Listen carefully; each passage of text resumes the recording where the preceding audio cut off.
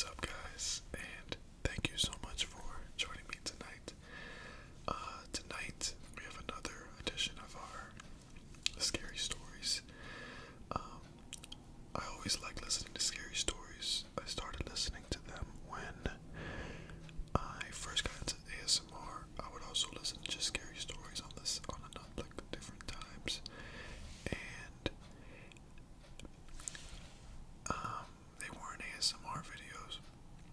And then once I got introduced to ASMR videos, I started listening to scary stories with ASMR. I just thought it was great. I was like, I like listening to scary stories.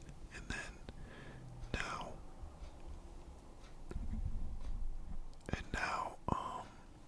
it's all together into one,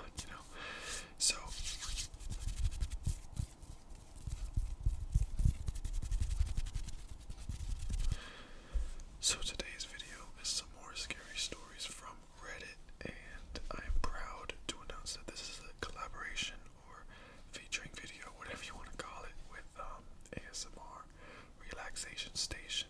Great Whispers. Go over to his channel and check him out. Sorry, he will be reading his portion of stories after my reading is done. So, without further ado, whatever time of the day it is, whatever time of the night, it's time to lay down, relax, listen to some scary stories, get a snack, whatever you want to do. If you're going to study, you just want to hear background noise, that's fine, we got you. So, the first story, and I did not add titles to these stories, but they are all from Reddit, so, in case you're wondering. Okay, here we go.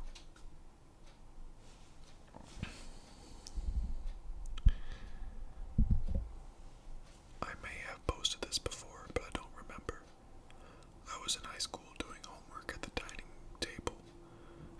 room table. From there, I could see the front door. Our front door at the time had a 2x5-inch pane of glass in it with a laced curtain over the front door. I remember hearing a noise like somebody was on the porch. It was probably 9 p.m. or so. It was very dark outside and the porch light wasn't on. As I'm watching the front door, I can see the screen door opening. It stands open for a minute or so, and there's nobody there, or they were dressed in all black. I'm frozen, waiting to see what happens next. The screen door just slowly closes. If someone was there, they didn't just let it go. Someone was closing it carefully so that it wouldn't make noise. After that, I don't remember if I heard footsteps. Maybe they saw me watching them and decided to quietly get out of there. That's pretty terrifying to think of. Like you're just hanging out, you're just chilling, and then you see somebody moving like a window pane, or you see them through the small window in your door. You just see movement. They said it was 9 p.m. and they were doing homework at the dining room table. That's pretty creepy. Pretty creepy.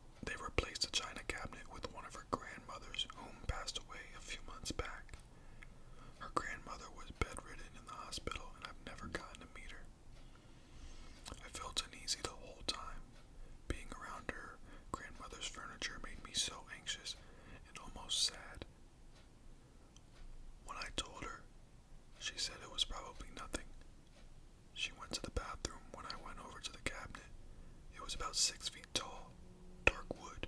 It had 2 doors on the side and the glass up front, and in the back was a mirror. I was looking at the teacups and small baby dolls when I could swear I saw someone in the mirror behind me. Just a silhouette.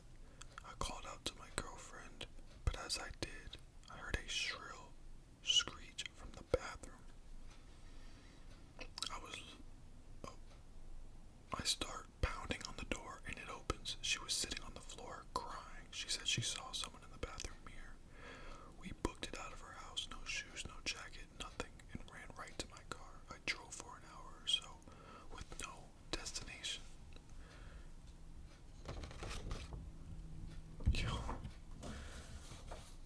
like I've had probably 2 or 3 like paranormal instances, and the reason why I do this is because I can't tell you if it was for sure paranormal or not, you know. Oh yeah, the end of that story I forgot to add. So they ran out of the house, and then they said when I returned to his girlfriend's house, her mom was sitting on the doorstep. She said she kept seeing shadows move. When I was a child, I lived in an old Victorian house, and I would always hear laughing while I was trying to sleep. I was an only child with a single mother, and when I was about 5 or 6, I would wake up hearing laughter in the hallway in the middle of the night. After mentioning this to me, Mom, she swore it was probably just the TV being on late. One night, I awoke hearing the laughter in my room. I went to sit up, but I felt like there was someone holding my shoulders down, invisible hands gripping into my shoulders while I heard laughing. I screamed my little heart out. Me Mom ran into my room, flicking on the bedside lamp, convincing me it was just a dream until I said, but my shoulders hurt. She lifted up my t-shirt, and there were 2 adult-sized handprints on my shoulders. I honestly thought I had imagined it, and it had never happened, but the other day I mentioned it in a passing to me Mom, and she went blanket white and said, I don't want to remember that. Damn. That's pretty creepy. That's pretty creepy. That's pretty creepy too. A couple of friends and I were at the annual fair held at a local park. One year, being 14-year-old girls, we thought we would be cool and separate from the large crowd at the fair by walking along a rather long walking trail that starts at the fairgrounds and travels on for a few miles. Well, it was late in the evening, and the lighting was bad. We were sitting at the mouth of a tunnel, which sat at the top of a secluded hill, when a lady and a baby approached us. She asked us if we knew a man who was standing at the bottom of the hill near a bench looking in our direction.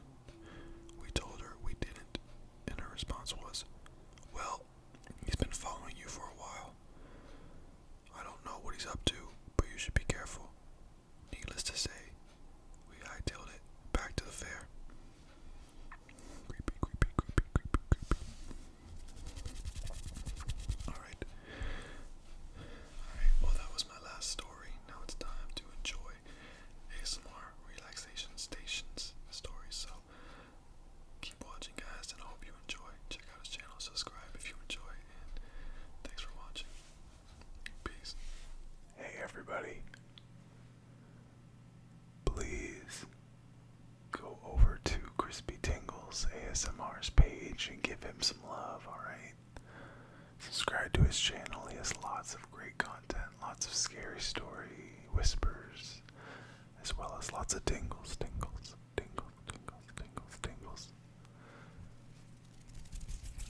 We're gonna get right into it, and I'm gonna start with my first one here, and it's titled This New Old House.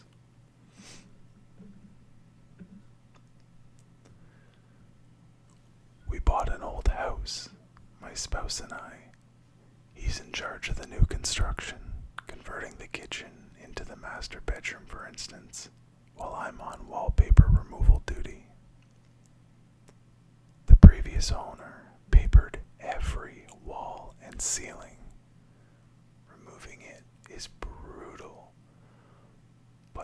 satisfying. The best feeling is getting a long peel similar to your skin when you're peeling from a sunburn. I don't know about you, but I kind of make a game of peeling on the hunt for the longest piece before it rips.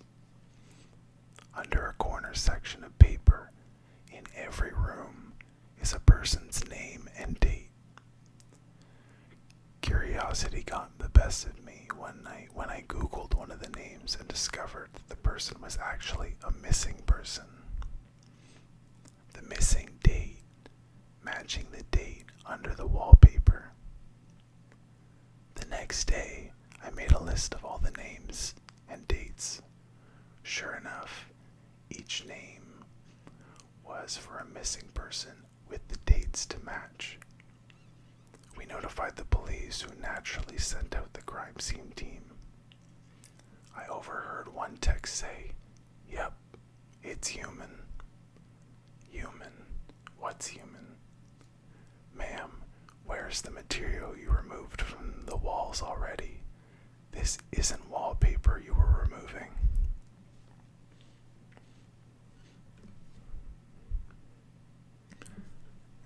My next one here is titled, "I hate it when my brother Charlie has to go away."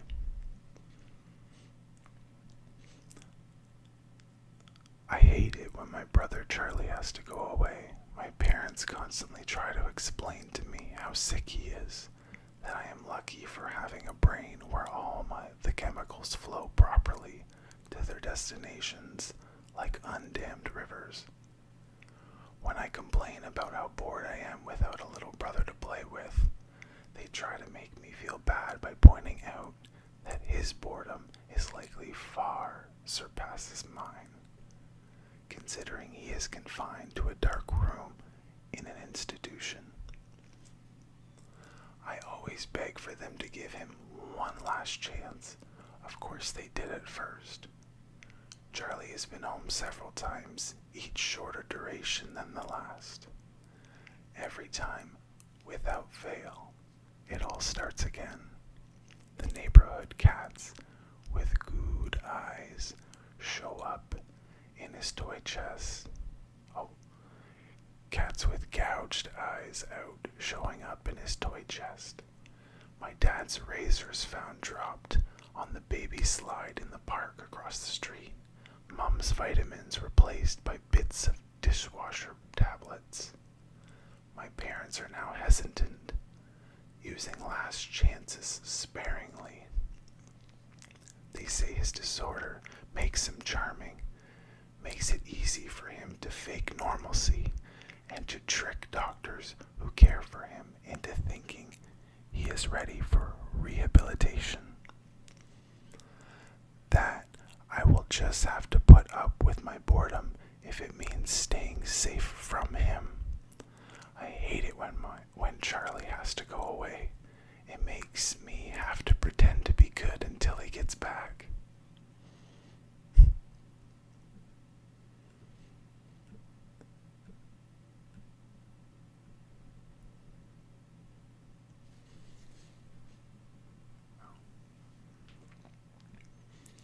My next one here is titled, "There's no reason to be afraid."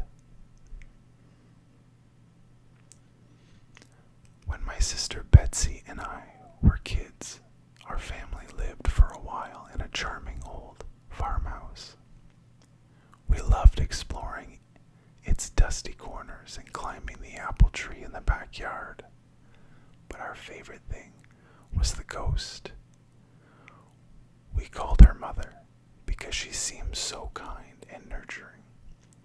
Some mornings, Betsy and I would wake up, and on each of our nightstands, we'd find a cup that hadn't been there the night before.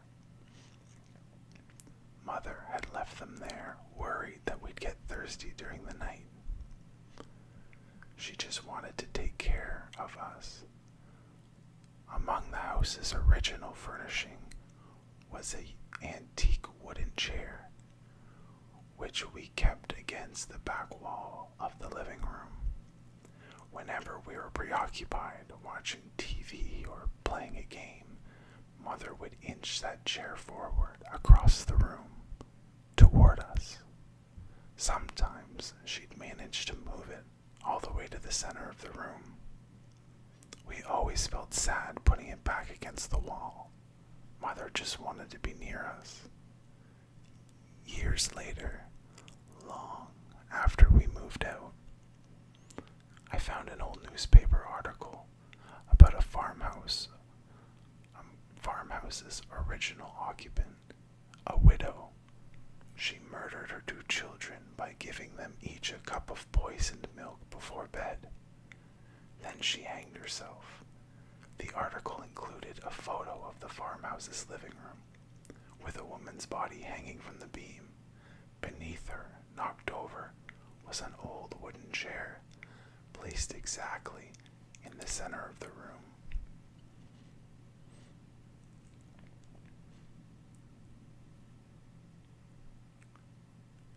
And my last scary short story here was, let me just see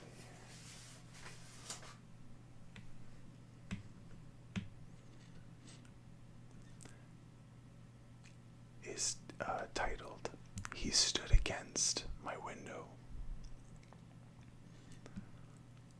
I don't know why I looked up, but when I did, I saw him there. He stood against my window. His forehead rested against the glass, and his eyes were still and light, and he smiled a lipstick red, cartoonish grin. And he just stood there in the window. My wife was upstairs sleeping. My son was in his crib. I couldn't move. I froze and watched him looking past me through the glass. Oh, please no. His smile never moved, but he put a hand up and slid it down the glass, watching me. With matted hair and yellow skin and face through the window, I couldn't do anything. I just stayed there, frozen, feet still in the bushes I was pruning, looking into my home. He stood against my window.